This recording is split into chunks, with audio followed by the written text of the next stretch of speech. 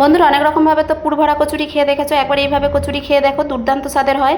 তার জন্য আমি এখানে নিয়েছি 250 গ্রাম ময়দা, ওর মধ্যে দিয়েছি কিছুটা গোলমরিচ গুঁড়ো, স্বাদ পরিমাণ নুন, চিনি আর কিছুটা সয়াবিন তেল, আর দিলাম হলুদ গুঁড়ো দিয়ে ভালোভাবে মিশিয়ে নিয়ে অল্প অল্প জল দিয়ে একটা ডো বানিয়ে নিতে হবে। ডোটা একটু নরম রাখতে হবে, দিয়ে রেস্টে রেখে দেবো। এখন কড়াইয়ের মধ্যে কিছুটা গোটা জিরে নিয়ে ভাজা করে উঠিয়ে নিয়ে গুঁড়ো করে নেব। এখানে নিয়েছি 100 গ্রাম ছানা। ছানাটা একটু ভালোভাবে চামচের সাহায্যে বা হাতের সাহায্যে একটু দলে নিয়ে রেখে দিয়ে কড়াইতে সামান্য তেলের মধ্যে দিয়ে দিলাম কিছুটা আদা কুচি বা আদা বাটা। ভালোভাবে ভাজা হয়ে গেলে ওর মধ্যে দিয়ে দিলাম দলে রাখা ছানা, দিয়ে মিশিয়ে নিয়ে ওর মধ্যে দিয়ে দিচ্ছি ভাজা করে গুঁড়ো করে রাখা জিরে, দিয়ে ভালোভাবে মিশিয়ে নিয়ে ওর মধ্যে দিয়ে দিলাম স্বাদ পরিমাণ চিনি। এই রেসিপিটা যেহেতু মিষ্টি মিষ্টি হবে, ওই জন্য চিনির পরিমাণটা বুঝিয়ে দিতে হবে।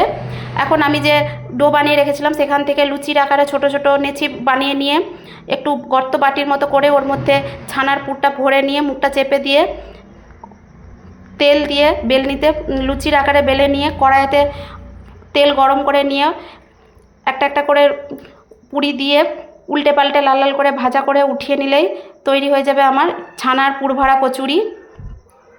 খেতে তো দুর্দান্ত স্বাদের হয়, আর নিরামিষ দিনে এইভাবে একবার হলেও বানিয়ে খেয়ে দেখুন, দারুণ স্বাদের হয়। তো রেসিপিটা যদি ভালো লাগে লাইক কমেন্ট শেয়ার করে পাশে থাকবেন।